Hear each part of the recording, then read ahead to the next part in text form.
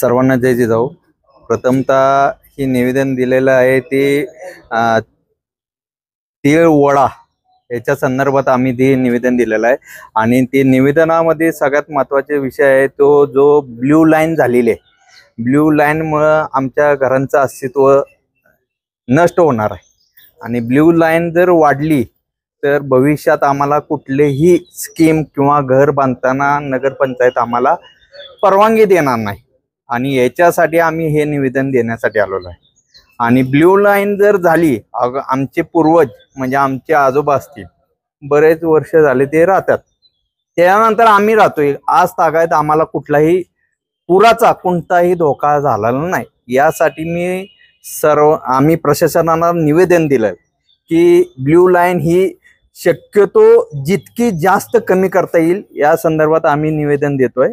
आणि भविष्यात जर ही ब्ल्यू लाईन नाही झाली, आहे अशीच राहिली, तर आम्ही मोठं याच्यापेक्षा मोठं तीव्र आंदोलन करू।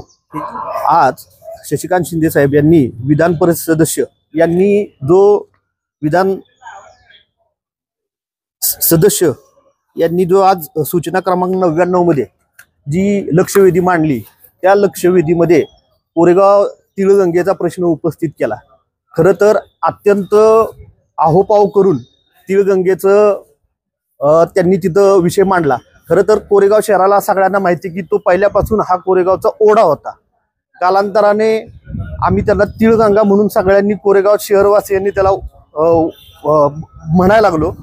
आज तिळगंगेच्या माध्यमातून कोरेगाव शहरात विकास होत असताना तिथं तिळगंगेच्या साईडला नाले होते, ते नाले डायरेक्ट तिळगंगेत जाऊन दूषित होते।